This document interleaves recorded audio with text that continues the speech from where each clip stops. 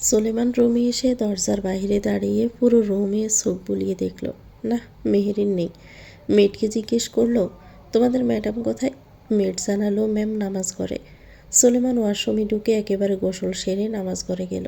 দরজার কাছে দাঁড়াতেই শুনতে পেল সমুদর মিষ্টি গলায় কোরআন তেলাওয়াত। সুলেমান এগিয়ে আসলো, মেহেরিনের পাশে বসতে মেহেরিন আর চোখে তাকালো। আয়াত শেষ হতেই পড়া থামিয়ে জিজ্ঞেস করলো, কখন এলেন? সুলেমান বলল, অনেকক্ষণ হয়েছে এসেছি, তুমি পড়ো আমি শুনি, শুনতে ভালো লাগছে। মেহেরিন ইশারায় তার কোলে মাথা রেখে শুতে বলল। সুলেমান বাচ্চা ছেলের মতন মেহেরিনের কোলে মাথা রেখে শোল। মেহেরিন এক হাতে সুলেমানের মাথার চুল নেড়ে চেড়ে পড়তে লাগলো। শ্রেষ্ঠ একটা সুন্দর মুহূর্ত সুলেমান স্বচক্ষে দেখতে পেল। মেহেরিন বেশ কিছুক্ষণ পড়ে রেহাল সমেত কোরআন শরীফটা সাইডে সরিয়ে রাখল। চোখ বুজে থাকা সুলেমানের কপালে ঠোঁট ছুঁয়ে দিয়ে বলল, ঘুমিয়ে পড়লেন নাকি? সুলেমান চোখ মেলে তাকালো।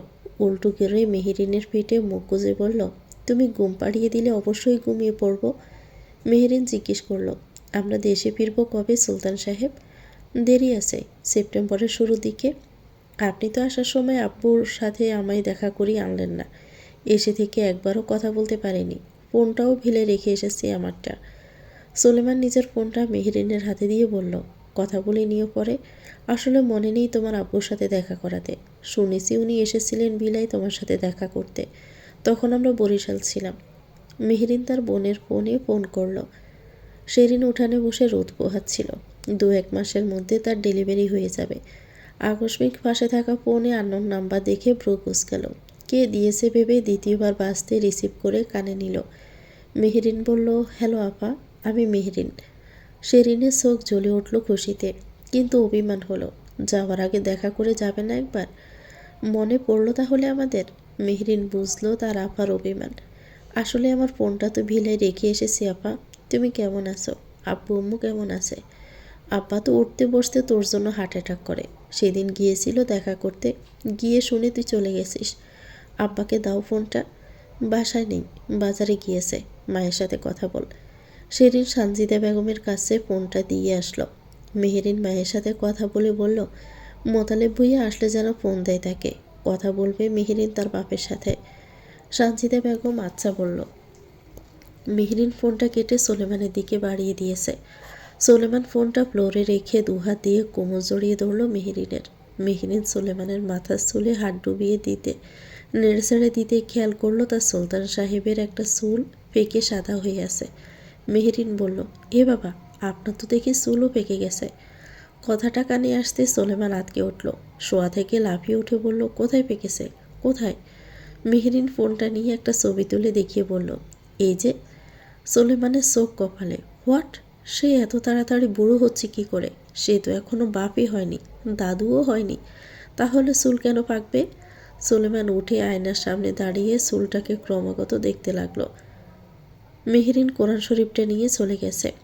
সোলেমান ইব্রাহিমের নাম্বারে কল লাগালো। শালার ওকে চুল পেকেছে, জিজ্ঞেস করতে হবে। ইব্রাহিম ফোন রিসিভ করতে সোলেমান বলল, এ শালা, তোর বাল পেকেছে, বাল পাকছে? ইব্রাহিম ব্রু কুঁচকালো। আমার বাল পাকতে যাবে কেন? সোলেমানের কপালে হাত। পাকেনি বলছিস? কিন্তু আমার তো সর্বনাশ হয়ে গেছে রে। কি সর্বনাশ হয়েছে তোর? আমার তো একটা বাল পেকে গেছে। ইব্রাহিমের চোখ বড় হয়ে এলো। আশ্চর্য সহিত বলল, হোয়াট? তোর বাল পেকে গেছে মানে? এত তাড়াতাড়ি? আমি যতদূর জানি এটা ধীরে ধীরে আরও পরে পাকে। তোর এত তাড়াতাড়ি পাকলো কি করে ভাই? শালা গাধার বাচ্চা, এটা সেই বাল না, আমার মাথার একটা চুল পেকে গেছে। আমি বুড়ো হয়ে যাচ্ছি। আমার লেদা বউ আবার সেই চুল দেখিয়েও ফেলেছে। আমার লেদা বউয়ের পাশে দাঁড়ালে আমাকে এখন বুড়ো বুড়ো লাগবে রে। ইব্রাহিম তড়িঘড়ি করে নিজের চুলগুলো আয়নায় দেখল। না, তার একটা চুলও পাকেনি। তার মানে সে এখনও টকবকে যুবক। হাই তুলতে তুলতে বলল, দুলহান লাগিয়ে কালো করে ফেল বেটা। 2-1টা বাল পাকলে বেটা মানুষ বুড়া হয় না।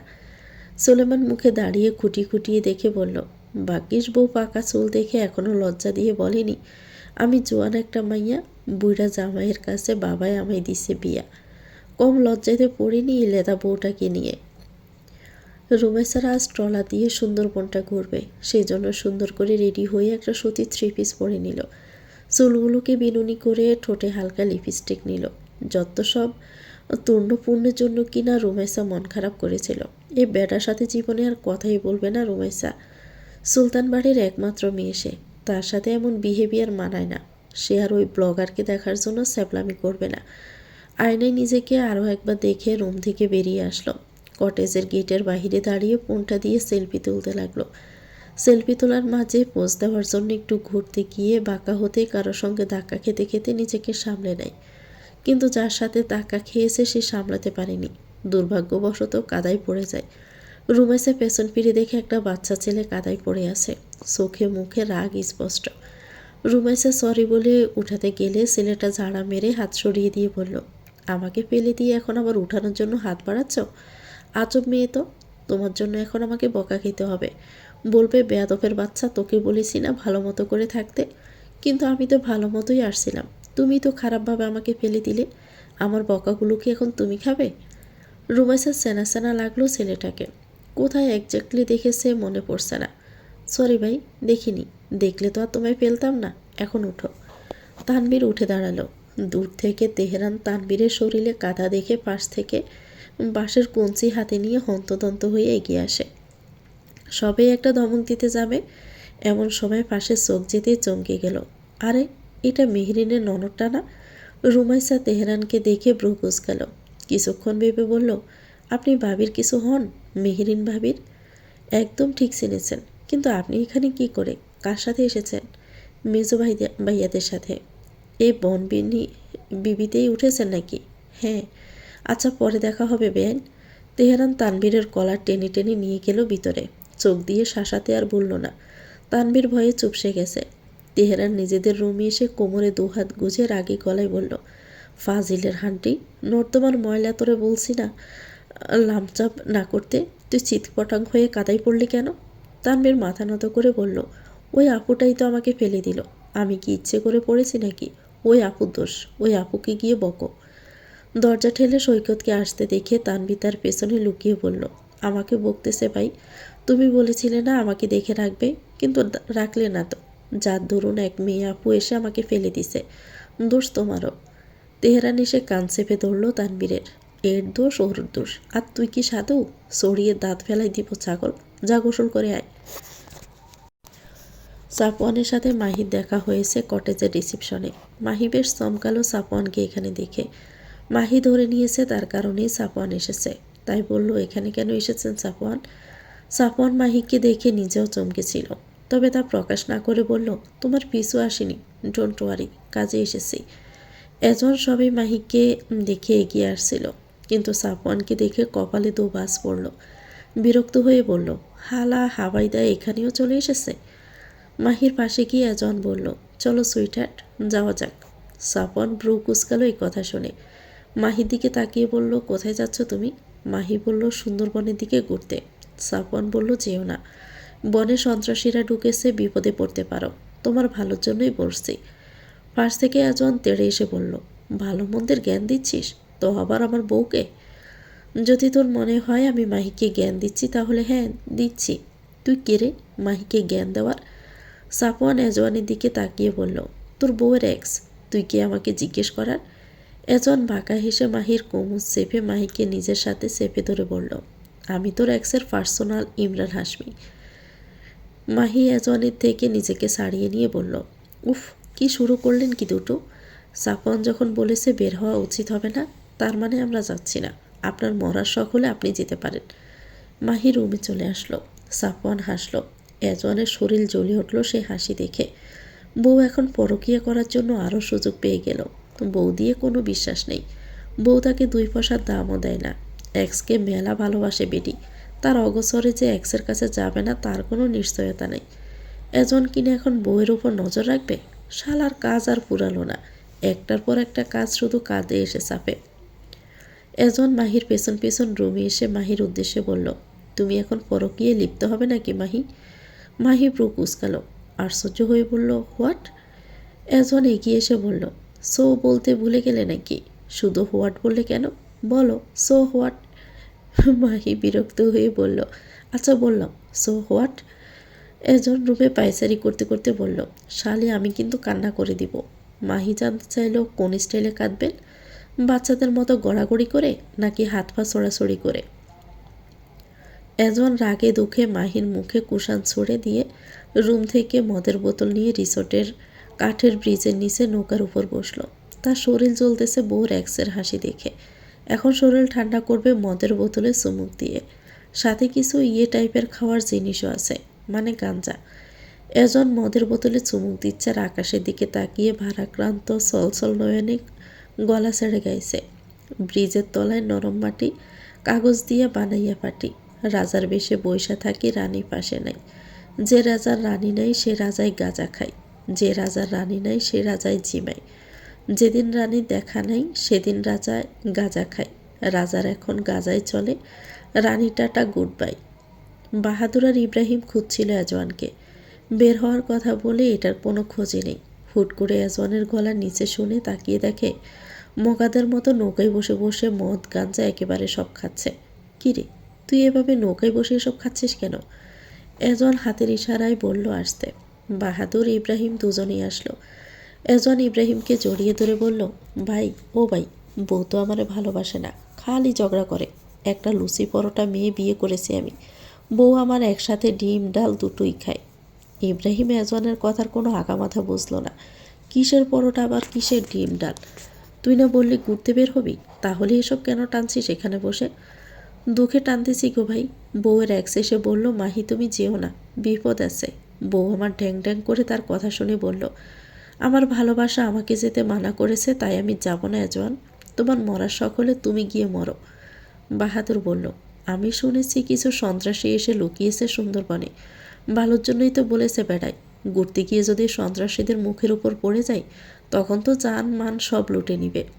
এজওয়ান রেগে বাহাদুরকে এক পা দিয়ে লাথি মেরে বলল, মির্জাফরের বাচ্চা, তুই আমার বন্ধু হয়ে তুই আমার বউয়ের এক্সের কথাকে সমর্থন করছিস? তুই পানিতে জাপ দিয়ে মরে যা শালার বেটা। কুমিরগুলো তোকে খেয়ে ফেলুক, আমি বসে বসে দেখি। বাহাদুর মুখ জামটা দিল। এজওয়ান ইব্রাহিমকে উদ্দেশ্য করে বলল, ভাই তুমি ভালো আছো, বউ নাই তাই অশান্তিও নাই তোমার জীবনে, সাথে মদ গাঞ্জাও নাই। ইব্রাহিম মিনমিন করে বলল, বউ গাড়ি নিয়ে জীবন জ্বালাপালা করে দিতে চাই, তারপরও বউ চাই। এজওয়ান বলল, কিছু বললে? না কিছু বলিনি, আর কত গিলবি? এজওয়ান মদের বোতল বাড়িয়ে দিয়ে বলল, তুমি একটু খেয়ে কমিয়ে দাও, তাহলে তাড়াতাড়ি শেষ হবে। এসব আমি খাই না, বেশি পাওয়ারফুল এটা, খেলে কন্ট্রোলে থাকবো না। তাতে কি, তোমার তো আর বউ নেই, কন্ট্রোললেস হলেই বা কি, তুমি তো করতে পারবে না। খাও খাও, কিচ্ছু হবে না। এজন ঠেসে ইব্রাহিমকে খাইয়ে দিয়েছে। এদিকে ঠেসাঠেসিতে নৌকায় নড়ে চড়ে উঠলে বাহাদুর লাফিয়ে নৌকা থেকে নেমে গেল। একবার পানিতে পড়লে সোজা কুমিরের পেটে চালান হয়ে যাবে। এজুবেটাকে দিয়ে কোনো বিশ্বাস নাই। দেখা যাবে বাহাদুরকে এজওয়ান নিজে হাতে পানিতে ঠেলে ফেলে দিয়ে বসে বসে গালে হাত দিয়ে তার সিনারি দেখছে। কোনো সন্দেহ নেই এতে। এক ডোগে এজওয়ান ইব্রাহিমকে প্রায় অর্ধেক বোতলের মতো খাইয়ে দিয়েছে। পুরো শরীর গরম হয়ে গেল ইব্রাহিমের। মৃদু মাথা ঘোরাচ্ছে। এই এজওয়ানের কাছে আর 2 মিনিট থাকলে পুরো মঠটাই তার পেটে চালান করে দিবে এজওয়ান নিঃসন্দেহে। ইব্রাহিম নৌকা থেকে নেমে গেল। নিজে ডুববে তো ডুববেই, সাথে কেউ তার ভালো করতে গেলে তাকেও ডুবিয়ে ছাড়বে এই মগায়। ইব্রাহিম এলোপেলো পায়ে রিসোর্টের ভিতরে চলে আসলো। উত্তেজনা চরম লেভেলে চলে গেছে ইব্রাহিম। রিসোর্টের করিডোরে বসে অপেক্ষা করছিল রুমাইসা আর উর্মি। ইব্রাহিমকে দেখে রুমাইসা জিজ্ঞেস করলো, রাত হয়ে আসলো, অথচ আমাদের যাওয়া হলো না। যখন নিবেই না তাহলে বললে কেন রেডি হতে? ইব্রাহিম মাথা চেপে বলল, সুন্দরবনে রেস্ট্রিক্টেড জারি করা হয়েছে, সন্ত্রাসী ঢুকেছে। তাহলে কি করব আমরা? ইব্রাহিম বিরক্ত হয়ে বলল, তুই রুমে যা। রুমাইসা মুখ বেঁকিয়ে চলে গেল। উর্মিও চলে যেতে নিলে ইব্রাহিম উর্মির হাত চেপে ধরে। উর্মি চমকে উঠল। আশেপাশে তাকিয়ে বলল, হাত ধরেছেন কেন? ছাড়ুন, ভাইয়া দেখে ফেলবে। ইব্রাহিম খাম্বার মতো উর্মিকে চেপে ধরল।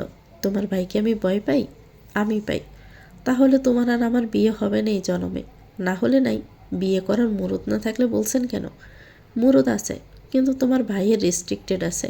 আমাদের মতন রাজনীতি করা ছেলেদের কাছে বোন বিয়ে দিবে না। তাহলে ছাড়ুন আমাকে। ছাড়বো না, আমি তো তোমাকেই বিয়ে করব। তোমার ভাই ভালোই ভালোই দিবে, তা না হলে একদম তুলে নিয়ে গিয়ে বিয়ে করব বলে রাখছি। চিনে না তো আমাকে, প্রেম করবে আমার সাথে আর বিয়ে করবে আরেকজন? নয়, ভাইয়া না দিলে আমি আপনাকে বিয়ে করব না। ইব্রাহিম হাসল। ইব্রাহিমের হাসি চোখ সব অস্বাভাবিক ঠেকছে উর্মির। তোমাকে আমি বউ হিসাবে কবুল করে নিছি। কবুল কবুল কবুল। তোমার ভাই পারলে আটকে দেখাক তোমাকে আমার হওয়া থেকে। কথাটা শেষ করে ইব্রাহিম উর্মির ঠোঁটে চুমু খেল। সাথে সাথে উর্মির শরীর কেঁপে উঠল। ভয়ে উত্তেজনায় রাগে ইব্রাহিমকে নিজের থেকে সরিয়ে গালে ঠাস করে একটা চড় মেরে কান্না করতে করতেই চলে গেছে। ইব্রাহিম গালে হাত দিয়ে হতবিহ্বল হয়ে চেয়ে রইল। সে এটা কি করলো? সেই রাত থেকে উর্মি ইব্রাহিমকে ইগনোর করছে। সেদে কথা বলতে আসলেও এড়িয়ে যাচ্ছে উর্মি। কোনো কথা বলবে না ওই লোকের সাথে। এত বড় সাহস! চুমু খায়, কথাই বলবে না। একজন সাফওয়ানের পাশে দাঁড়িয়ে দাঁড়িয়ে মাহিকে দেখছে, আর সাফওয়ানকে শুনিয়ে শুনিয়ে বলছে, জোশ একটা বউ পাইছে সাফওয়ান সাহেব, এমন বউ লাখে না, কুটিতে একটা মিলে না সন্দেহ। সাফওয়ান দাঁত চেপে বলল, আমাকে শোনাচ্ছেন কেন এই কথা? তাহলে কাকে শোনাবো? আপনিই তো ভালোবাসতেন আমার বউকে, আর আপনিই তাকে আমার থেকে কেড়ে নিয়েছেন। আমি একমাত্র শুধুমাত্র আপনার জন্য মাহিকে পাইনি। এজন এই কথা শুনে বলল, ডাহা মিথ্যা কথা, আপনি আপনার নিজের ভুলের জন্যই মাহিকে পাননি। সাফওয়ান জানতে চাইল, কি ভুল করেছি আমি? আপনি ঠিকঠাক নজরই দিতে পারেন নাই মিয়া। নজর দিতে হয় একদম ইমরান হাশমির মতন, কড়া ডোজে। কিন্তু আপনি তো নজর দিয়েছেন মিয়া শাহরুখ খানের মতন। আমার মতন ইমরান হাশমির নজর আপনার গার্লফ্রেন্ডের উপর দিলে আপনার গার্লফ্রেন্ড মাহিয়া আমার বউ না হয়ে আপনার বউই থাকতো। সাফওয়ান বিরক্ত হয়ে বলল, আপনার মতন তো নোংরা আমি না। এজন মাহির দিকে ইশারা করে বলল, see this body, you can touch this, I already levelled up, don't waste your time, I don't give a fuck. Safwan নিজেই লজ্জায় মুখ ঘুরিয়ে নিল। অশ্লীলতায় টপে থাকে এই ছেলে নিঃসন্দেহে। এজন সাফওয়ানের কাঁধে থাপ্পড় মেরেই বলল, if you done with your ex, please move on to the next. যেহেতু বনে করতে পারবে না, তারা সেজন্য ইয়াসিন গানের আসরের বন্দোবস্ত করলো। রিসোর্টে গিটার ছিল, সেটা আনলো। পাশ থেকে সাফওয়ান যাচ্ছিল চলে, তাকেও টেনে এনে বসালো বাহাদুর। এজন কটমট করেই তাকালো। তেহরান তানবীরকে দেখে উর্মি খুশি হয়ে গেল। তানবীর দৌড়ে আসলো, আরে উর্মি আপু, তুমি এখানে? তেহরানও এগিয়ে আসলো, হাসি মুখে কথা বলল। দূর থেকে ইব্রাহিম দেখল, শরীর জ্বলে যাচ্ছে তার। সাফওয়ান তেহরানকে দেখে ডেকে উঠল। তেহরান গেল সেদিকে। সাফওয়ানকে দেখে বলল, বাহ, এক ট্যুরে প্রায় সবার সাথেই দেখা হলো। সাফওয়ান তেহরানকে চিনে তার বাবার মাধ্যমে। বেশ ভালো স্টুডেন্ট তেহরান ঢাবির। সাফওয়ান বসতে বলল। তেহরান মানা করে বলল, আমার ফ্রেন্ডরা বাহিরে অপেক্ষা করছে, আমাদের যেতে হবে। তেহরানরা তাই চলে গেছে। ইয়াসিন মাঝখানে বোতল রেখে বলল, এই বোতল ঘুরালে যার দিকে গিয়ে থামবে সেই গান গাইবে। তার গাওয়া শেষ হলে আরেকজন গাইবে। বোতল ঘুরানো শুরু হলো। প্রথমে ঘুরানোতে গিয়ে পড়ল ইমনের দিকে। ইমন এসব খেলবে না বললেও ইয়াসিন টেনে নিয়ে এসেছিল। ইমন শুধু গর্গুনেই হয়ে থাকে। ইমন কি গাইবে ভাবতে লাগলো। তার জীবনের সাথে এখন একটা গানের খুব মিল পাচ্ছে ইমন। গিটারে সুর তুলে সেই গানটা গাইল। তারপর বোতল ঘুরালে বোতল গিয়ে পড়ে মাহির দিকে। মাহি দুপাশে বসে আছে, এজন সাফওয়ান দুজনেই তার মুখের দিকে তাকিয়ে আছে। কি গান গাইবে মাহি? মাথায় তো আসতেছে না গান। হুট করে শাবনূরের একটা গান মনে আসতে মাহি সেটা গাইতে শুরু করলো। বিধি তুমি বলে দাও আমি কার, দুটি মানুষ একটি মনের দাবিদার। মাহির গান কেড়ে নিয়ে এজন মাহিকে নিজের দিকে টেনে নিয়ে বলল, আমি পৃথিবীর এই বুকে আগুন জ্বালিয়ে দেব তুমি যদি আমারই না হও। এজওয়ানে শেষ হতেই সাফওয়ান মাহির দিকে তাকিয়ে গান গাইতে শুরু করলো। তুমি বিশ্বাসঘাতকতা করো না প্রিয়া, আমি ছাড়া তুমি কারো নও। রুমেসা তিনজনের মুখে এক গান শুনে জাস্ট কান্না চলে আসার মতন। গানের মাধ্যমে নিজেদের অস্তিত্ব বুঝাই দিচ্ছে তারা। এর পরের বার বোতল গিয়ে থামলো উর্মির দিকে। উর্মি কিছুক্ষণ ভেবেই গাইল, এক পায়ে নূপুর আমার, অন্য পা খালি, এক পাশে সাগর এক পাশে বালি, তোমার ছোট তরি বলো নেবে কি, নেবে কি। উর্মির মুখের গান কেড়ে নিয়ে পরের রিলিকটুকু ইব্রাহিম গাইল। বলবো না আকাশের চাঁদ এনে দিব, বলবো না তুমি রাজকন্যা, শুধু জিজ্ঞেস করি দেবে কি পারি, হোক যত জ্বর বন্যা, আমার ছোট তরি বলো যাবে কি, যাবে কি। ইয়াসিন বোতল পানিতে ছড়িয়ে দিয়ে বলল, বোতলে তাহলে দরকারটা কি? আপনারা একজনের মুখের গান কায়রা নিয়ে নিজেরাই গাইতেছেন। এই ইমন ভাই চলেন তো, আমরা জায়গা। সবাই চলে গেল। উর্মি যেতে চাইলে ইব্রাহিম হাত টেনে ধরল।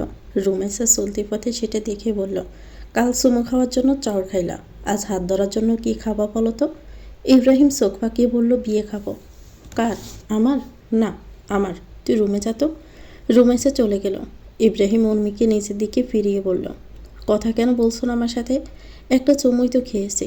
উর্মি রাগান্বিত হয়ে বলল, কেন খাবেন চুমু? আমি আপনার বিয়ে করা বউ।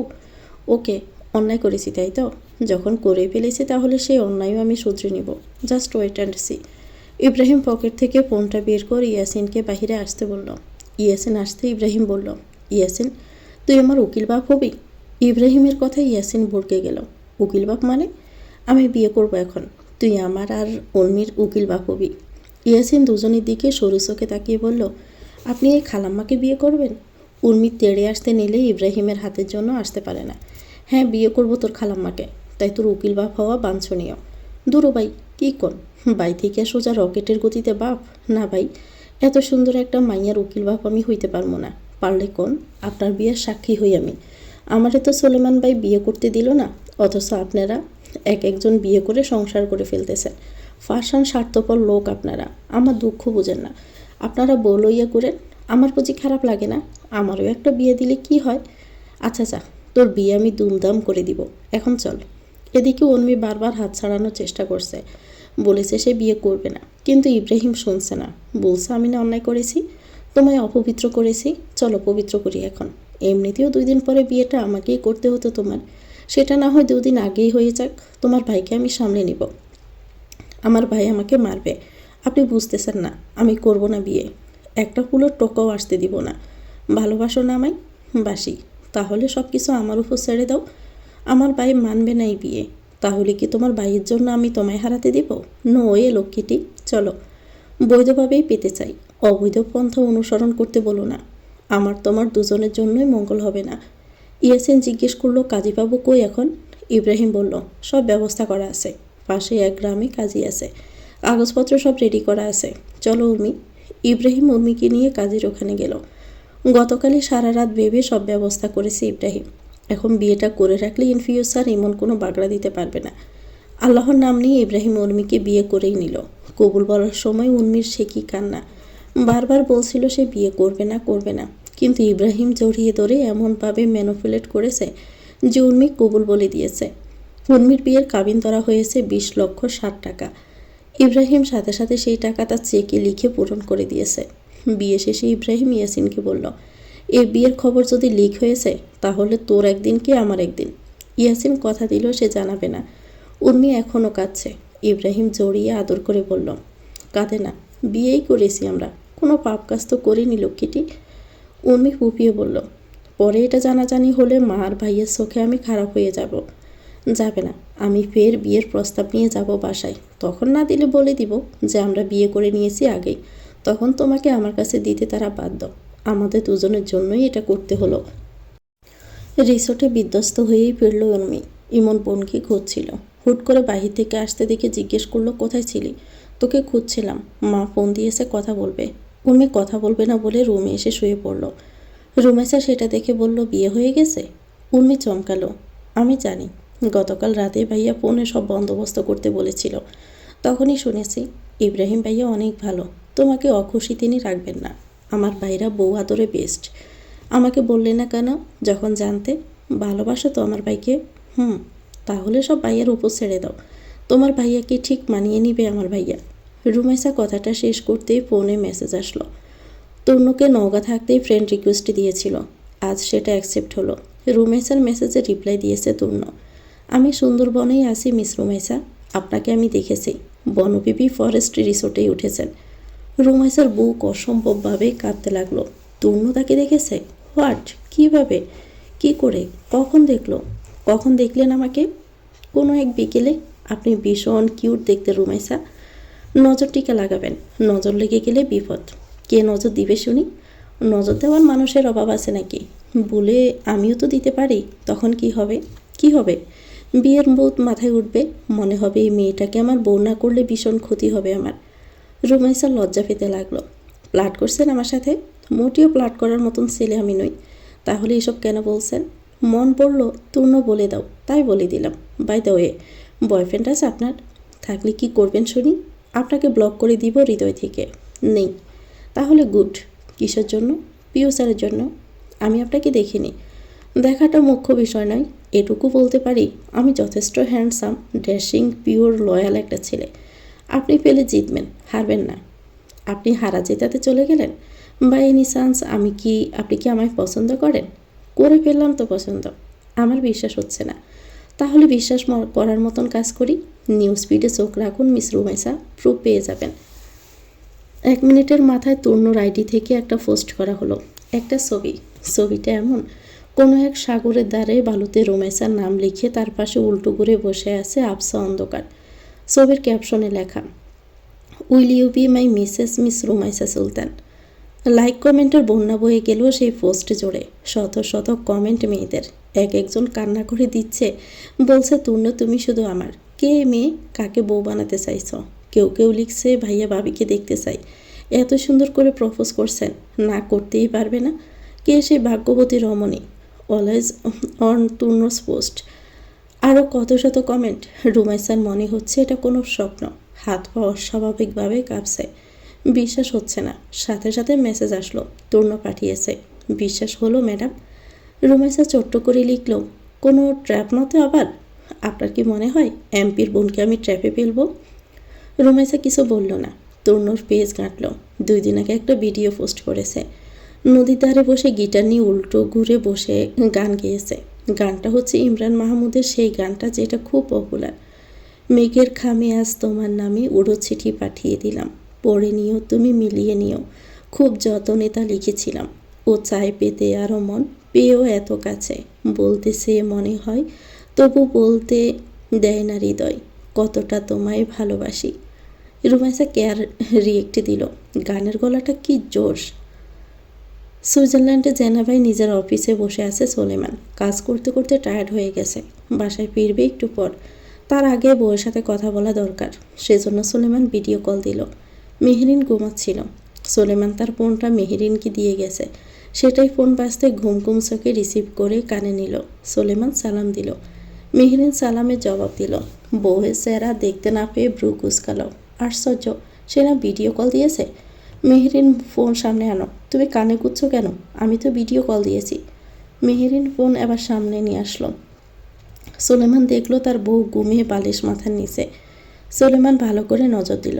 ওড়না নেই শরীরে মেহরিনের। পিছন থেকে জামার গলা কিছুটা সামনে এসে গেছে। সোলেমান এক ঢোক গিল। উঠো মেহরিন, তাকাও। মেহরিন চোখ মেলে তাকালো। বলুন না, শুনছি। ঘুম পেয়েছে খুব, তাকিয়ে থাকতে পারছি না। রাতে একটু ঘুমাতে দেন না আমাকে। আমাকে তুমি রীতিমতো সিডিউস করার চেষ্টা করছো মেহরিন। বাসায় চলে আসলে কিন্তু খুব খারাপ হয়ে যাবে বলে রাখলাম। মেহরিনের কপালে দোপাস পড়ল। কি করেছি কি আমি? নিজের দিকে তাকাও, তুমি ঠিক নেই। আমাকেও ঠিক থাকতে দিচ্ছ না। ইচ্ছে করছে? মেহরিন নিজের দিকে তাকালো। তড়িঘড়ি করে ওনা নিয়ে সোলেমানকে থামিয়ে দিয়ে বলল, চুপ, একদম চুপ। আপনাকে সিডিউস করার ইন্টেনশন আমার নেই। তার তো প্রয়োজন হয় না। তোমাকে ভালোভাবে দেখলেই আমি সিরিয়াস হয়ে যাই। সেখানে এভাবে দেখলে তো আরও হয়ে যাই। অসবল। কী জন্য ফোন দিয়েছেন? রেডি হয়ে থেকো। কেন? তোমায় নিয়ে ঘুরবো। না, আমি ঘুমাবো। Okay fine. আমি বাসায় আসতে যতটুকু সময় লাগে জাস্ট অতটুকু ঘুমাতে পারবে। এরপর এসে আমি তোমার ঘুমটাকে আর একটা হালাল করার দায়িত্ব নিচ্ছি। যান, দেখা হচ্ছে। মেহরিন এই না বলতে যাবে তার আগে সোলেমান ফোন কেটে দিল। লুকা দরজা ঠেলে ভিতরে আসলো। লুকা আজকাল মনেস্টারকে খোঁজার জন্য বেশ এদিক ওদিক ওর পিছনে ঘুরছে। সোলেমান জিজ্ঞেস করলো, খোঁজ পেলে মনেস্টারের? লুকা মন খারাপ করে বলল, না। কেন? তাকে ধরার জন্য কোনো ক্লু নেই। তাকে কেউ দেখেনি। সে ছেলে নাকি মেয়ে সেটা নিয়েই তো যত কনফিউশন। সোলেমান ভাবুক হয়ে বলল, বেশ ইন্টারেস্টিং তো মনেস্টার। তার বলতে এর উচিত ছিল এর এই বুদ্ধি কোনো ভালো কাজে ব্যবহার করা। তাহলে নিশ্চিত কোনো দেশের প্রধানমন্ত্রী হয়ে যেত। তুমি সামান্য কিছু টাকার জন্য লাইফ রিস্ক কেন নিচ্ছ লুকা? এর চেয়ে তুমি তোমার বউকে সারাদিনের জন্য আমার বাসায় রাখো। ডাবল টাকা দিব আমি। লুকার শ্বাস আটকে আসার মতো অবস্থা হলো। চোখ বড় বড় করে তাকালো। সি স্যার, তাকে কুপ্রস্তাব দিচ্ছে? স্যারের থেকে এটা আশা করেনি লুকা। তার বউ থাকতেও সে লুকার বউ চাচ্ছে? লুকা মৈকি হনু টাইপের একটা আত্মমর্যাদার হিরো ভাইব নিয়ে বলল, সি চাচ্ছি, আমি ভাবতেও পারিনি আপনি এতটা নিচু মন মানসিকতার মানুষ। আপনি আমাকে কুপ্রস্তাব দিচ্ছেন যেন আমি আমার বউকে আপনার বাসায় পাঠাই দিনের জন্য? সি সি স্যার, আপনি ভাবলেন কি করে টাকার লোভে আমি আমার বউকে আপনার বাড়ি পাঠাবো? সুলেমান ব্রু কুচকালো। ফার্স্ট থেকে কলমদানি ছুড়ে দিয়ে বলল, ইডিয়েট, আমার বউয়ের জন্য চাইছে। আমার বউটা সারাদিন একা একা বাসায় থাকে। তার সাথে থাকার জন্য বলেছি। ব্লাডি রাস্কেল, পুরো কথা না শুনে আমার চরিত্রে সিল মেরে দিলে তুমি। তোমাকে তো আমি জ্যান্তে পুড়িয়ে মারবো লুকা। সাফওয়ান রুমে এসে নিজের প্রস্তুতি নিচ্ছে। সুন্দরবন আজ ঘেরাও করা হবে। পিস্তল, জ্যাকেট, স্যুট পরে তৈরি হয়ে নিল। রাত এখন বাজে 1টার মতন। 10 থেকে 12 জনের মতো ঢুকেছে সন্ত্রাসী বনে। সাফওয়ানের সহকারীরা অন্য রিসোর্টে। সব প্রস্তুতি শেষে সাফওয়ান রুম থেকে বের হতে মাহির সাথে দেখা। মাহি জানতো সাফওয়ান বের হবে, সেজন্য সেও রেডি হয়ে এসেছে। সাফওয়ান মাহিকে দেখে বলল, তুমি এখানে? মাহি হাতে গ্লাভা পরতে পরতে বলল, আমিও যাবো আপনার সাথে। সাফওয়ান চমকালো, হোয়াট? তোমার মাথা ঠিক আছে? তুমি জানো কতটা মারাত্মক ওরা? আমি যখন বলেছি তখন আমি যাব। আপনাকে আমি একা ছাড়ছি না। আমাকে নিজ ইচ্ছে ছেড়ে দিয়ে এখন বলছো না ছাড়ার কথা? ভেতরে যাও তুমি। আমি একবার বলেছি, কিন্তু আমি যাব। হাঁটা ধরো। মাহি আগে আগে হাঁটতে লাগলো। সাফওয়ান মাহির হাত চেপে ধরে বলল, মাহি, এটা কোনো অ্যাডভেঞ্চার ট্রিপ না। প্লিজ ভিতরে যাও। আমি ওদের সাথে ফাইট করব, নাকি তোমাকে রক্ষা করব বলো তো? প্লিজ রিকোয়েস্ট করছি, চলে যাও। মাহি হাত ছাড়িয়ে নিয়ে বলল, আমি নিজেকে রক্ষা করতে পারি। আমার হাতের নিশানা একদম কড়া, একটা গুলিও মিস যাবে না। চলুন এবার। সাফওয়ান আটকাতে পারল না মাহিকে। এদিকে পানির সাথে কড়া ডোজের ঘুমের ওষুধ মিশিয়ে সেই পানি এজনকে খাইয়েছে মাহি, যার দরুন এজন মরার মতন ঘুমাচ্ছে। এজন জানতেও পারল না তার বউ এক্সের সাথে জঙ্গলের সন্ত্রাসী ট্রিপে চলে গেছে তাকে ধোকা দিয়ে। পুরো রিসোর্টটাকে মাথায় তুলে নিয়েছে এজন। তন্ন তন্ন করে খুঁজেছে রিসোর্টের বাহিরে, কিন্তু তার বউ নেই, সাফওয়ানও নেই। কোথায় গেছে দুটো? সাফওয়ান মাহিকে নিয়ে চলে যায়নি তো আবার? হাই প্রেশার ওঠার মতন অবস্থা এজনের। জোরে শ্বাস নিচ্ছে, মাথার চুল খামছে ধরে এ মাথা থেকে ও মাথা পাগলের মতো হাসছে। এজনের সামনে দাঁড়িয়ে আছে বাকি সদস্যরা। মাহি আর সাফওয়ান গেল কোথায়? এজন বারবার বলছে। মাহি নিশ্চিত সাফওয়ানের সাথে চলে গেছে। কোথায় গেছে ওরা? কোথায়? আমার মাহিকে চাই। ইব্রাহিম ভাই, আমার মাহিকে চাই। মাহিকে না পেলে কিন্তু আমি সব তছনছ করে দিব। সাফওয়ানকে বলো আমার বউ দিয়ে যেতে, তা না হলে কসম, ওরে আমি কিন্তু জ্যান্ত গেড়ে রাখবো মাটির নিচে। ফোনে পাওয়া যাচ্ছে না কাউকে। মাহির ফোন রিসোর্টেই আছে। সাফওয়ানের ফোন সুইচ অফ। কোথায় খুঁজবে এখন ওদের? ঠিক সেই সময়ই এক লোক রিসোর্টের গেট দিয়ে দৌড়ে এসে হাঁপাতে হাঁপাতে বলল, মাহি ম্যাডামকে খুঁজে পাওয়া যাচ্ছে না। এজন বিরক্ত হয়ে বলল, আমি কি অজানা? শালার বাচ্চা, নিহু কিছু বল। কোথায় পাবো বউ আমি? সিআইডি আশরাফ বরকে গেল শালার সম্বোধন শুনে। মাহি ম্যাডাম সাফওয়ান স্যারের সাথে জঙ্গলে গিয়েছিলেন মিশলে। তারপর হুট করে তার খোঁজ পাচ্ছি না আমরা। সাফওয়ান স্যার পাগলের মতো খুঁজে চলেছে জঙ্গলে ম্যাডামকে। কথাটা এজনের কানে এসে পৌঁছাতে সারা শরীর জিম ধরে গেল। তেড়ে এসে বলল, জঙ্গলে গেছিল মানে? এই, মাহির খোঁজ নেই মানে? শালার বাচ্চারা, কি হয়েছে মাহির? আমরা সন্ত্রাসীদের সাথে ধাওয়া পাল্টা ধাওয়া করছিলাম। মাহি ম্যাডামও করছিল। হুট করে ধোঁয়া আসার কারণেই আমরা চোখে কিচ্ছু দেখতে পাচ্ছিলাম না। কিছুক্ষণ পর ধোঁয়া চলে যেতেই দেখে মাহি ম্যাডাম আমাদের সাথে নেই। এজন ধাক্কা দিয়ে ফেলে দিল আশরাফকে। এজনের শরীর অসম্ভবভাবে কাঁপছে। মাহিকে না পেলে সাফওয়ানের এই পৃথিবীতে বাঁচার আয়ু শেষ হয়ে যাবে। এজন জঙ্গলের দিকে যেতে নিলে ইব্রাহিম এসে আটকালো। জঙ্গলে কত ভয়ঙ্কর ভয়ঙ্কর জীবজন্তু আছে।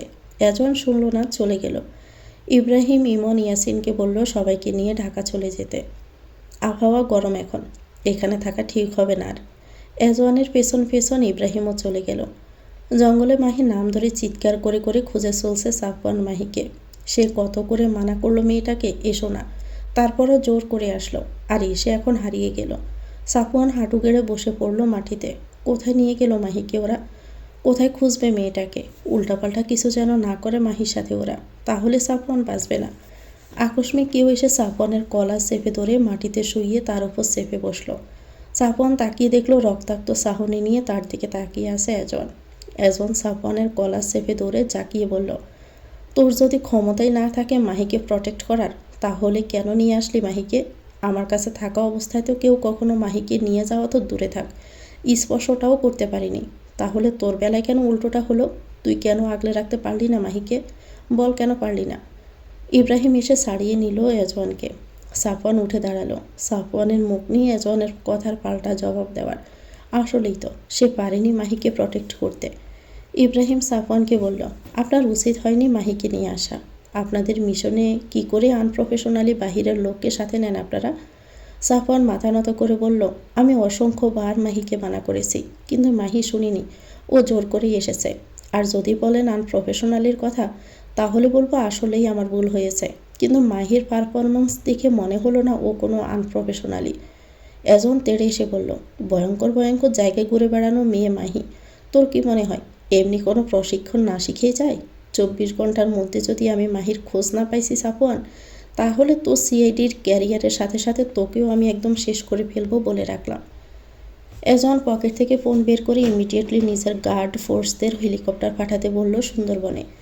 8 ঘন্টার ভিতরে কালো পোশাক পরা ফোর্স আর হেলিকপ্টার আসলে এজন ওই লোকদের পুরো বনে খুঁজতে বলে হেলিকপ্টারে চড়ে বসলো। বাহাদুরের হাতে থাকা ড্রোনটা উড়িয়ে দিল এজন। পুরো জঙ্গলের আনাচে কানাচে খোঁজা হলো।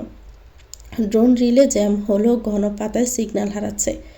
বাহাদুর বলছে ড্রোনের ক্যামেরা সিগন্যাল ড্রপ করছে, পাল্লার নিচে সারফেস ইন্টারফিয়ারেন্স। তারা খুঁজল নদীর পাড়, ভাঙা নৌকা, জোয়ার ঘাট, পুরনো মেঘালয় মাছ, ছায়াযুক্ত ঝোপ জঙ্গলে। একদল বিশ্লেষণ করলো আগুনের ছাই, কোথাও কোনো অগ্নিসংযোগের চিহ্ন, অল্প কিছু পোড়া কাঠ। এজনের ধারণা ওরা ওই জঙ্গলে নেই। হেলিকপ্টার ঘুরে এলো খুলনা সাতক্ষীরা মেইন রোডে। বনের বাহিরে যেতে হলে এই রাস্তাতেই ওদের আসতে হবে। এজন আশেপাশে তাকিয়ে দেখলো সিসিটিভি আছে কিনা। না, নেই। এজন কনফিউজড, ওরা ডানে গেছে নাকি বামে গেছে। এজন ফের পকেট থেকে ফোন বের করে সুন্দরবনের আন্ডারে থাকা পুলিশ, সিআইডি, আর্মি সবগুলোকে খবর দিয়ে বলল তার বউয়ের নিখোঁজ হওয়ার বিষয়টা। তারা যেন তার বউকে দ্রুত সম্ভব খুঁজে বের করে। এমপির ভাই পাওয়ারফুল লোক, পুলিশ আর্মি সব নেমে পড়ল। ঢাকা, খুলনা, সাতক্ষীরা একটি সাইড থেকে সব জায়গায় রেডিও ট্রেডে নির্দেশ দিচ্ছে। কিন্তু সুন্দরবনের জঙ্গল সোজা রাস্তা নয়, নোংরা, কাদামাটি, জোয়ার ভাটা, ছোট ছোট খাল আর কাঁটাতারা। সেনাবাহিনীর টহল দল হাসছে। এজন মেন রোডে গাড়ি চাকার ছাপ দেখতে পেল। গাড়ি টায়ারে ছাপ দেখে অনুমান করলো এটা কোনো টয়োটা অক্সিও গাড়ি হবে। এজন তড়িঘড়ি করে সিসিটিভি খুঁজতে লাগলো। রাস্তায় এক দোকানের সামনে সিসিটিভি দেখতে পেয়ে সেটা চেক করলো। ভোর 5টার দিকে একটা টয়োটা অক্সিও গাড়ি এই দোকানের সামনে দিয়ে চলে গেছে। গাড়ির নাম্বার ঢাকা মেট্রো ঘ 1763/42। এজন সিসিটিভির ফুটেজটা সব আর্মি পুলিশের কাছে পাঠিয়ে দিয়েছে। পুরো শহরে ছড়িয়ে পড়েছে পুলিশ আর্মি। প্রতিটি সিসিটিভি ফুটেজ চেক করেছে। রাস্তায় ব্লক পোস্ট বসানো হলো। সেনাবাহিনী সহ পুলিশ সবগুলো রুটে চেকপোস্টে দিল। গণসংযোগে এখন ভয়াবহ করা। প্রশাসনিক তদারকি, মিডিয়া চাপ সেনাবাহিনীকে হিমশিম খাওয়াচ্ছে। কখন কোথায় কোন ইউনিট বসবে, কাদেরকে সঙ্গে নেওয়া হবে, গ্রিডের সব মিলিয়ে লেটিং অ্যান্ড রাইটিং চলছে। র্যাব বলছে তারা লোকাল ইন্টেলিজেন্স আছে। পুলিশ চাই আরও CCTV. CID driving route map করছে, কিন্তু প্রত্যেকটি রুটে লোকাল কন্ট্রোল কম এবং বনের ধারে মোবাইল নেটওয়ার্ক দুর্বল। মোবাইল প্রমাণ করতে দিচ্ছে না। সন্ধ্যার আগে পুরো কমিউনিকেশন নেটওয়ার্কের গাড়িটির চিত্র ছড়িয়ে পড়ল। জানানো হলো ওই গাড়ি ঢাকার দিকে চলে গেছে। এজন হেলিকপ্টারে করে ঢাকায় আসলো। দিন গিয়ে ফের রাত হয়ে এসেছে। সারাটা দিন নাওয়া খাওয়া বন্ধ এজওয়ানের। এখানে ওখানে ছোটাছুটি করেছে, ওর সাথে কথা বলেছে। ঢাকা জুড়ে তল্লাশির ঝড় বইছে। থানায়, সিআইডি সেন্টারে, সিসিটিভি রুমে সবখানে উপস্থিত। ঢাকা বড় শহর, হাজার হাজার গলিপথ, অ্যাপার্টমেন্ট ব্লক, বিক্রি সামগ্রী ভর্তি লজিস্টিক হাব। সব সিসিটিভি চেক করা যায় না, কেউ কোনো ফুটেজ মুছে দিতে পারে। প্রধান বাধা হচ্ছে একটাই, টাইমিং আর মিসম্যাচ। সিসিটিভি যেখানেই মিলছে তারা দেখতে পেল ঢাকা মেট্রো গ 1763/42 নম্বরের কালো টয়োটা অক্সিও এর মতো অনেক গাড়ি উঠে এসেছে। শহরে প্রতি মিনিটে মিনিটে ওই ধরনের অনেক গাড়ি ঘুরে রাস্তায়। নম্বর কপি করা, মোরালি প্লেট বদলানো, গাড়িটা বারবার নাম্বার প্লট চেঞ্জ করছে। আরেকটা সমস্যা, ফুটেজের হোল্ডিং টাইম। অনেক দোকান, ব্যবসা সিসিটিভি 24 ঘন্টার বেশি সেভ করে না। অনেকেই রুটিনভাবে পুরনো ফুটেজ মুছে দেয়। পরোক্ষভাবে সহায়তা না করলেও পুরো চেন ধরে ট্র্যাক করা মুশকিল। তাছাড়া গাড়ির নেমপ্লেট বদলে ফেলা নিয়েও এজওয়ানের লোকজন বারবার ফাঁকি খেয়ে যাচ্ছে। এজওয়ান থেমে থাকলো না, এদের দিয়ে কিচ্ছু হবে না। এজওয়ান সিসিটিভি চেন বিল্ডিং করলো। সন্ধ্যার দোকান থেকে শুরু করে মেন রোড, টোল প্লাজার ক্যামেরা, শহরের আন্ডার ফ্লাইওভার ক্যামেরা, সব ফুটেজ একত্র করলো। গাড়িটা এই নিয়ে 3বার নেমপ্লেট চেঞ্জ করেছে। ঘুরিয়ে ফিরিয়ে হয়তো সেম নাম্বার আবার ইউজ করবে। এজওয়ান মানুষের তত্ত্বাবধানে গাড়ি চালকের পরিচিত ড্রাইভার, হাইওয়ে স্টপ, লজিস্টিক পার্কের ইনফরমেন্টরা খোঁজা হলো।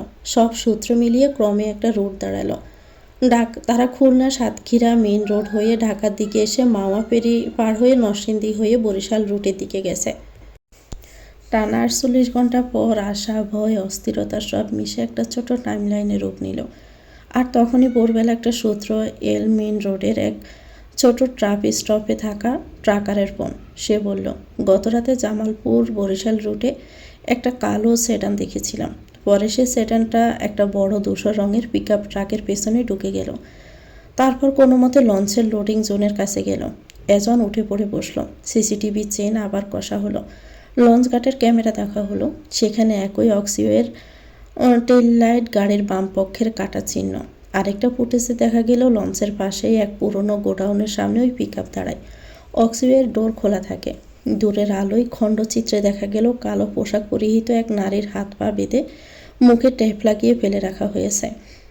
এজনের চিনতে অসুবিধা হলো না মাহিকে। মাহির পোশাকের স্টাইল সে খুব ভালো করেই জানে। এজন সে লোককে বলল গাড়িটা ফলো করতে, সে এক্ষুনি আসতেছে। লোকটা ফলো করতে এজওয়ানকে আপডেট দিতে শুরু করলো। বরিশালের একটি পুরনো গোডাউনে এসে ওই গাড়িটা থামে। লোকটা এজওয়ানকে গোডাউনের বাহিরে ছবি ও লোকেশন পাঠিয়ে চলে গেল। এজওয়ান বাহাদুর আর দুজন গার্ড নিয়ে বেরিয়ে যায়। ঢাকা থেকে হেলিকপ্টার ও রাস্তায় দুটোই ব্যবহার করে। গোডাউনের সামনে তারা পৌঁছায় সন্ধ্যার পর। গোডাউনটা পুরনো, বাইরের শাটার, লোয়ার রড, ভেতরে এক আলাদা কক্ষ, কিছু মাছা, বড় বড় কাঠের প্যালেট, শোয়ার জন্য বিছানাও আছে। তবে ভেতরে আলোর ব্যবস্থা খারাপ ছিল। 3 থেকে 4 জন পুরুষ ছিল হাতে রাইফেল নিয়ে। একজন বাহির থেকে নিজের গান বের করে ওদের হাত বরাবর গুলি করে। গুলি লাগায় হাত থেকে ওদের রাইফেল পড়ে যায়। বাহাদুর আর এজওয়ানের গার্ডরা নিয়ে রাইফেলগুলো তুলে নেয়। এজন দৌড়ে এসে ঝাঁপিয়ে পড়লো ওদের উপর। মারামারিতে তো ভীষণ ওস্তাদ এজওয়ান। ওদের মারতে মারতে জিজ্ঞেস করলো, মাহি কোথায়? ওদের হাতের ইশারায় দেখালো এক রুমের দিকে। এজন ওই রুমের দিকে দৌড়ে গেল। তার পেছন একজন দৌড়ে আসলেই এজন ফিট বরাবর লাথি দিয়ে ফেলে দিয়ে বলল, 2 মিনিট দে আমাকে, তারপর আয় মারামারি করতে। এজন ভিতরে ঢুকে দেখতে পেল চেয়ারে হাত পা বেঁধে রাখা হয়েছে মাহিকে, মুখে ট্যাপ। এজনকে দেখে মাহি চমকালো। মাথার চুলগুলো উস্কো খুস্কো, কেমন পাগলের মতন অবস্থা। এজন পাগলের মতো দৌড়ে এসে মাহির দিকে ঝুঁকে মুখের ট্যাপ খুলে দুগারে হাত রেখে মাহির ঠোঁটে নিজের ঠোঁট ডুবিয়ে দিল। মাহি হতভম্ব হয়ে গেছে। মিনিট 2 পরে এজওয়ান মাহিকে ছেড়ে দিয়ে ফ্লোরে বসে স্বস্তির শ্বাস ফেলে বলল, তরিকুলের পেটি, এখন মনে হচ্ছে প্রপার শ্বাস নিতে পারতেছি। 48 ঘন্টা মনে হয়েছে অক্সিজেনের বদলে আমি কার্বন ডাই অক্সাইড গ্রহণ করেছিলাম। ফাইনালি এখন নিজেকে জীবিত লাগছে। মাহি কি রিয়াক্টে দিবে বুঝতে পারতেছে না। তার হাত পায়ের বাঁধন না খুলে দিয়ে সে তার ঠোঁটে চলে গেছে অক্সিজেন নিতে। আল্লাহ, এই যে বান্দা কি দিয়ে তৈরি! মাহি বলল, আমার হাত পায়ের বাঁধন খুলে দিন। এজন মাহির হাত পায়ের বাঁধন খুলে দিতে দিতে 2 জন লোক চলে আসতেছে ধারালো অস্ত্র নিয়ে। ততক্ষণে মাহির বাঁধন খুলে দেওয়া শেষ। এজন ওই লোকগুলোর দিকে তাকিয়ে দেখল, না রাইফেল, গান, বন্দুক নেই, আছে জাস্ট ছুরি। শরীরটা ভীষণ টায়ার্ড। 2 দিন খাওয়া দাওয়া ঘুম কিছুই হয়নি এজওয়ানের। এজন পাশে থাকা শক্ত বিছানায় গিয়ে শুয়ে পড়ল। মাহি চমকালো, আশ্চর্য, এই লোক শুচ্ছে কেন? এজন ডাকলো, আরে শুয়ে পড়লেন কেন? উঠুন, ওরা তো মারতে আসতেছে। এজন হাই তুলতে তুলতে বলল, আমি না ভীষণ টায়ার্ড মাহি, অনেক ফাইট করেছি। বাহিরে 3টাকে শুইয়ে দিয়ে এসেছি। 1 মাসে হাড়গোড় জোড়া লাগবে কিনা সন্দেহ। আর পারবো না ফাইট করতে। তুমি নিজেও তো ফাইট করতে পারো, এখন নিজে গিয়ে করো, আমি শুয়ে শুয়ে দেখি। মাহি পারছে না এজনকে এখন কাঁচা চিবিয়ে খেতে। মানে কুচবি, এমন সিরিয়াস মুহূর্তেও এই ছেলে এমন নাটক করতেছে। আল্লাহ! লোকগুলো এগিয়ে এসে ছুরি দিয়ে কোপ বসাতে গেলে মাহি উঠে দাঁড়িয়ে হাত ধরে বেঁকিয়ে দিল। 5 জনের পেট বরাবর লাথি মেরে নাকে মুখে ক্রমাগত ঘুষি মারতে লাগলো। এজন গালে হাত ঠেকিয়ে বউয়ের ফাইট দেখতেছে আর হাততালি দিয়ে বলছে, ওয়াও, কি fight, nice, I am impress Mrs Sultan. Mahi রাগান্বিত হয়ে তাকাচ্ছে বারবার এজনের দিকে। কেমন অসভ্য একটা লোক, বউ 2 জনের সাথে ফাইট করতেছে আর সে বাবু হয়ে শুয়ে শুয়ে দেখছে। লোক দুটো কাহিল হয়ে গেল। বাহিরে পুলিশের গাড়ির সাইরেন বাজতেই মাহি বুঝলো পুলিশ ফোর্স এসেছে। পুলিশগুলো এসে ওদের দূরে নিয়ে গেল। মাহি পুলিশদের বলেছে ওরা নারী পাচার চক্রের সাথে জড়িত। আগামীকাল চট্টগ্রাম বন্দর দিয়ে নারী পাচার করে ডেনমার্কে পাঠানোর কথা। সব কথা ইনফরমেশন যেন বের করা হয় এদের পেট থেকে। পুলিশ চলে যেতে মাহি ক্লান্ত শরীর নিয়ে এজনের সামনে দৌড়িয়ে বলল, উঠুন, সিনারি শেষ, দেখার মতন আর কিছু নেই। বাহাদুর দরজার সামনে দাঁড়িয়ে বলল, তাড়াতাড়ি আয়, এখানে শুয়ে আছিস কেন? এজন পাশে তাকিয়ে দেখলো কলা আর ফলমূল আছে। একটা কলা নিয়ে খেতে খেতে বলল, তুই চলে যা, আমি আর মাহি পরে আসতেছি। বাহাদুর ব্রুকুসকে বলল, চলে যাব মানে? আসবি কখন? ঘন্টা দুয়েক পর আসতেছি আমরা, তুই যা।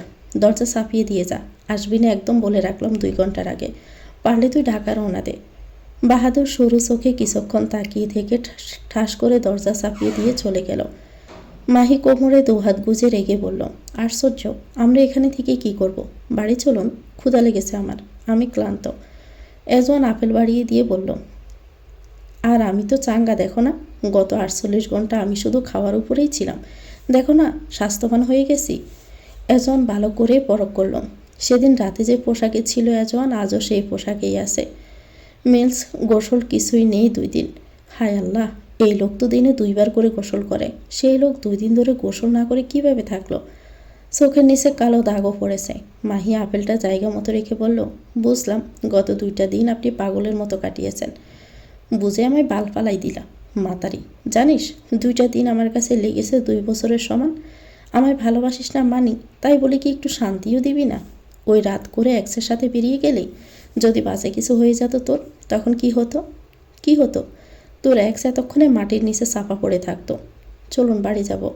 না, পরে যাব, রেস্ট নিয়ে একেবারে। তাহলে আমি চলে যাচ্ছি। এজন হাত টেনে ধরল মাহির। এই না, তোমার সাথেই তো রেস্ট নেব আমি, প্লিজ। মাহি এজনের চোখ মুখ দেখে যা বোঝার বুঝে গেল, ব্যবসা ভালো না। মাহি হাত ছাড়াতে ছাড়াতে বলল, এজন প্লিজ না, এখানে না। এজন টেনে এনে বলল, কোনো সমস্যা হবে না, বিছানাটা জাস্ট একটু শক্ত, তাছাড়া রুমটাও অন্ধকার, দরজাও আসে সেটাও লাগানো, একদম পারফেক্ট। মাহি ছাড়া পাওয়ার চেষ্টা করলো, কিন্তু এজনের সাথে পারল না। মাহিকে বিছানায় ধাক্কা দিয়ে ফেলে দিয়ে জ্যাকেট খুলতে খুলতে বলল, দিশনারে দিশনারে দিশনারে বাদা, আজকে আমি কৃষ্ণ হব, তুই হবি রাধা। আমি দিলে নাই কাদা, আমার দিলে নাই কাদা, মনটা বড় যে সাদা, মিলন ছাড়া মিটবে না রে প্রেমের ক্ষুদা। মাহি হতাশ হয়ে গেল। এজন কাছে আসতে মাহি বলল, প্লিজ এজন, বাসায় ফিরে নেই তারপর।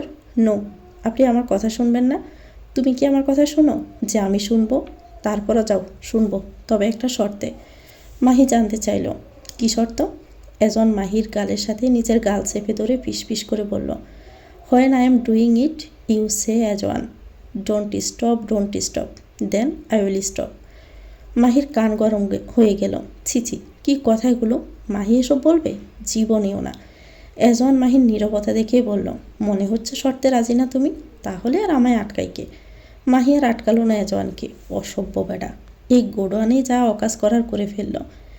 মেহেরিন জাস্ট বিরক্ত হয়ে গেছে বাড়ির মেয়েদের হাতে ওসব বিদেশি খাবার খেতে খেতে। তার আজ ডাল ভর্তা ভাজি খেতে ইচ্ছে করছে, সেই জন্য মেহেরিন রান্না করে এসেছে।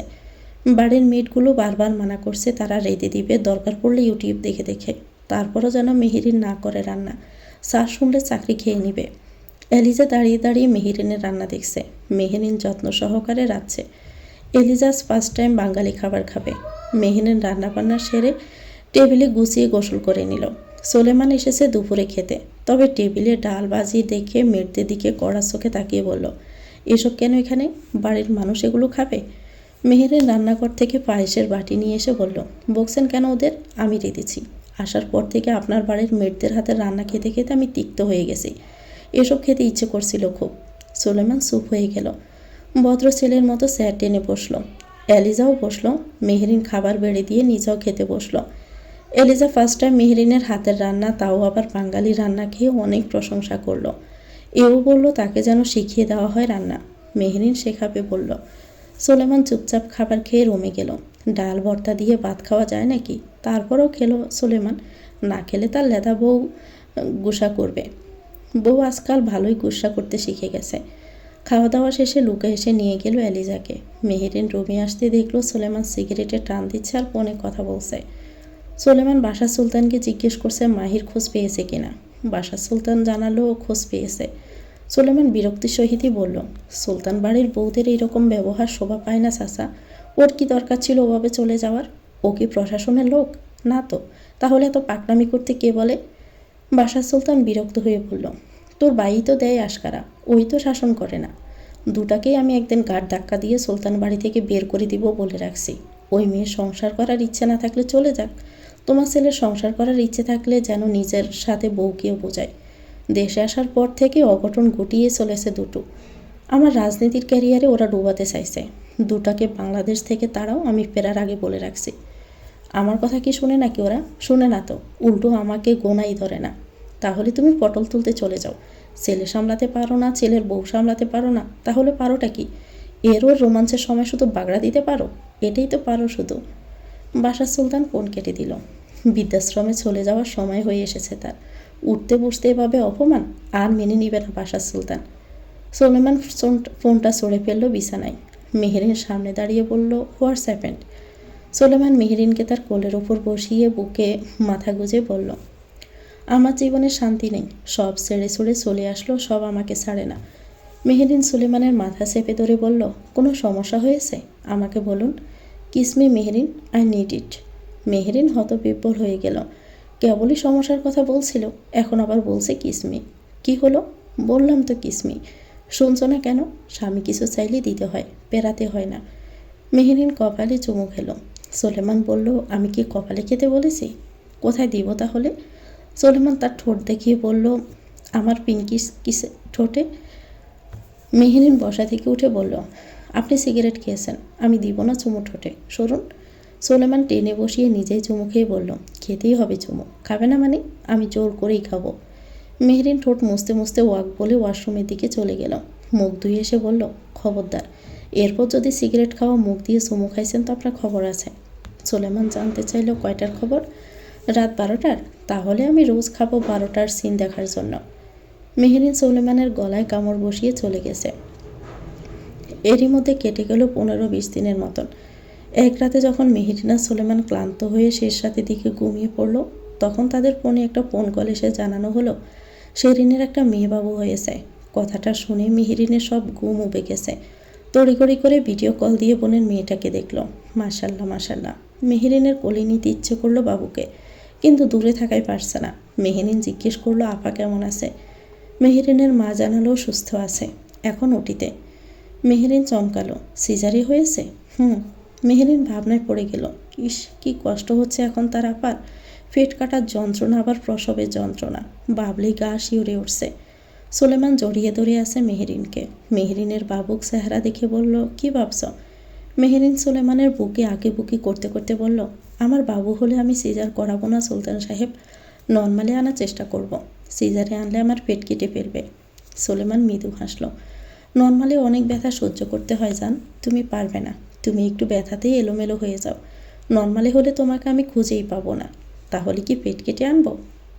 সোলেমান মেহেরিনকে রাগানোর জন্য বলল, এক কাজ করি, বাচ্চা আমি পেটে নিয়ে লালন পালন করি, আমি সিজার করে তাকে জন্ম দিই, তাহলে ভালো হবে না? তোমার কোনো কষ্ট পেতে হবে না।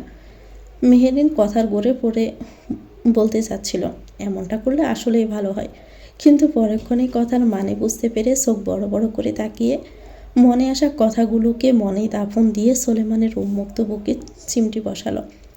সোলেমান হু হু করেই হেসে উঠল। মেহেরিন ফাজিল বলে উল্টো পাশে ফিরে শুয়ে পড়ল। তো ভিউয়ার্স, গল্পটির নাম হচ্ছে দাহ সজ্জা, লিখেছেন রায়হা জোয়াই রিপ্তি। এটা গল্পের 20তম পর্ব। পরবর্তী অংশ পেতে চ্যানেলটিকে সাবস্ক্রাইব করে আমাদের সাথে থাকবেন। ভিডিও ভালো লাগলে একটি লাইক দিয়ে দিবেন, কমেন্ট করে জানাবেন কেমন লেগেছে। আল্লাহ হাফেজ, আসসালামু আলাইকুম।